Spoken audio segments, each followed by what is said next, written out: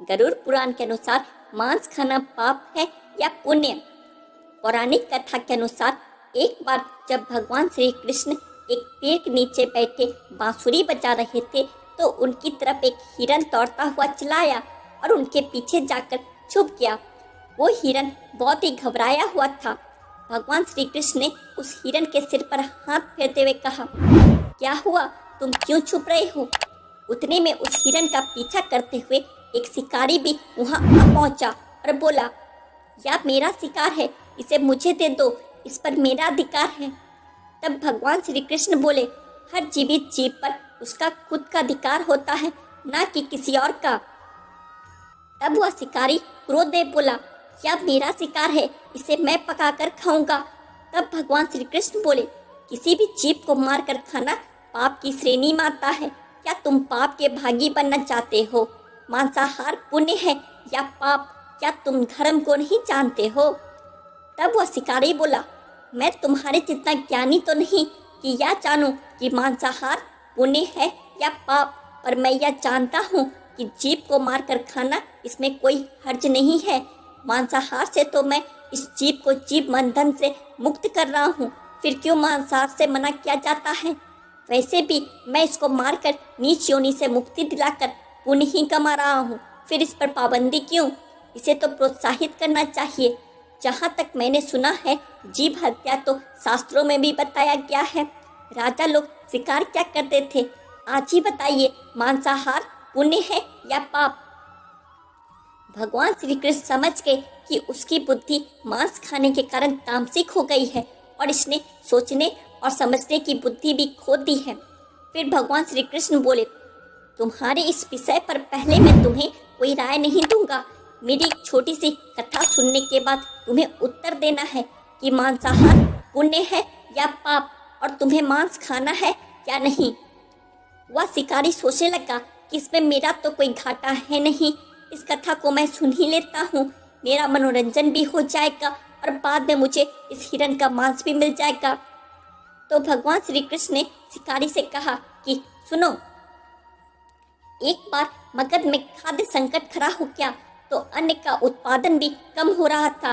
राजा को चिंता हुई कि यदि उस समस्या का शीघ्र निदान नहीं किया गया तो संरक्षित अनाज कोष भी खत्म हो जाएगा और संकट भीषण हो जाएगा।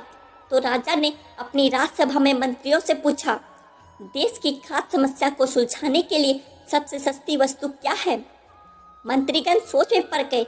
चावल, गेहूं, आलू इत्यादि पदार्थों को उगने के लिए बहुत श्रम करना पड़ता है। वह तभी प्राप्त होते हैं जब प्रकृति का प्रकोप न हो, ऐसे में तो सस्ता हो ही नहीं सकता।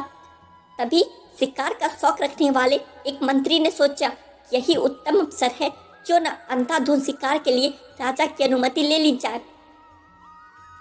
उसने सभा में कहा कि सबसे सस्ता खाद्य पदार्थ है मांस, इसके लिए धन का खर्च भी नहीं है और पौष्टिक खाना भी मिलता है।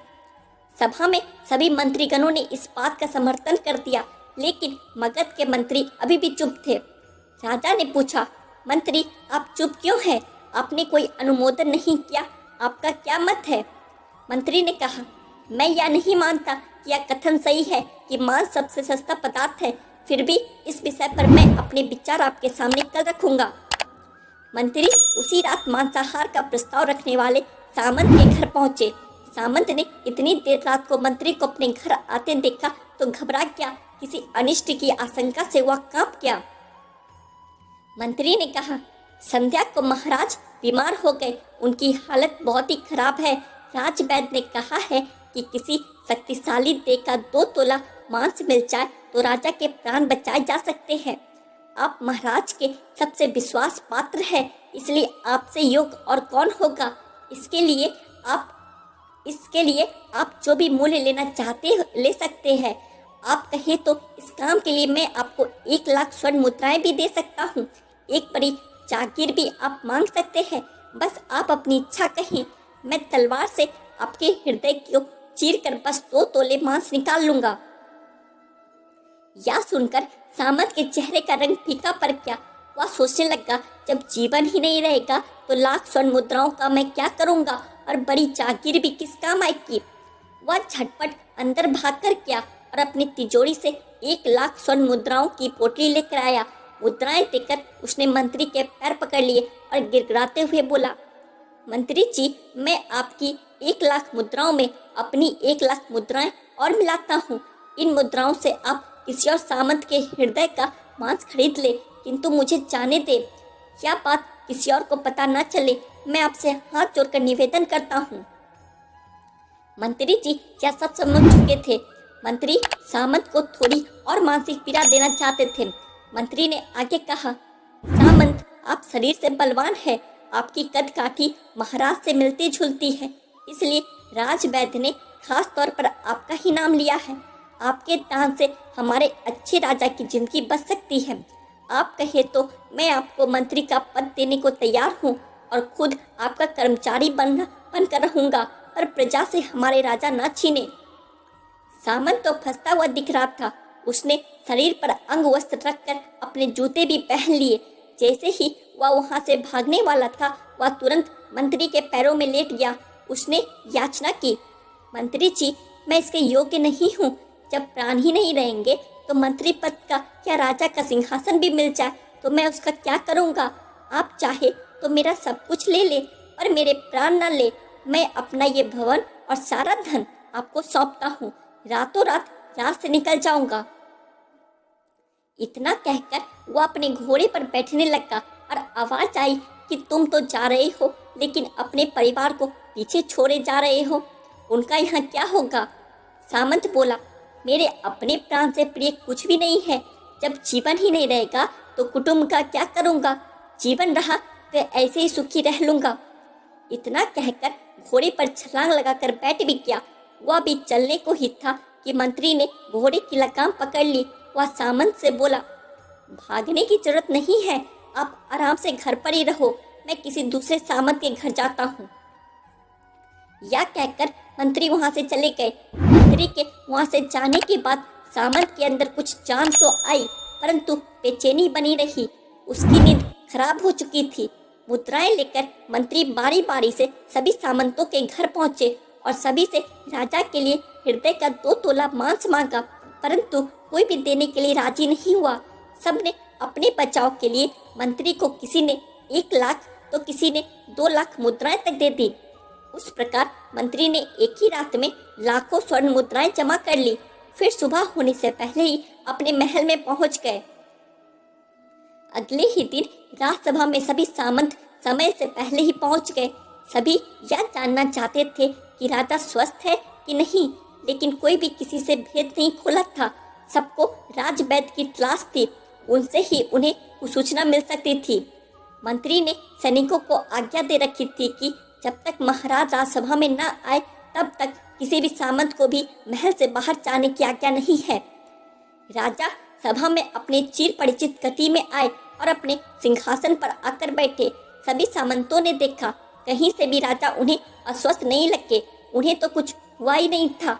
मंत्री ने उनसे झूठ बोला।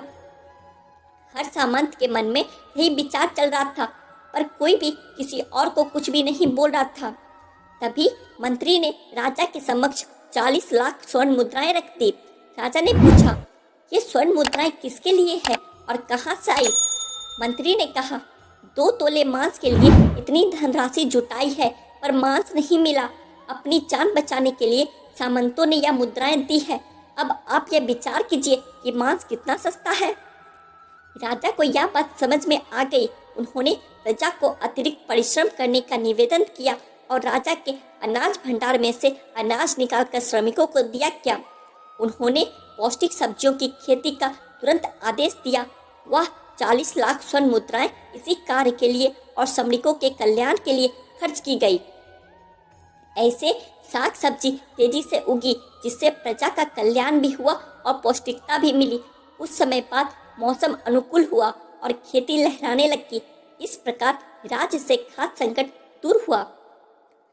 परमात्मा से यह ज्ञान पाकर शिकारी परिपूर्ण हो गया और उसे ज्ञान की प्राप्ति हो गई और वह जान गया कि महानता जीवन लेने में नहीं बल्कि जीवन देने में है।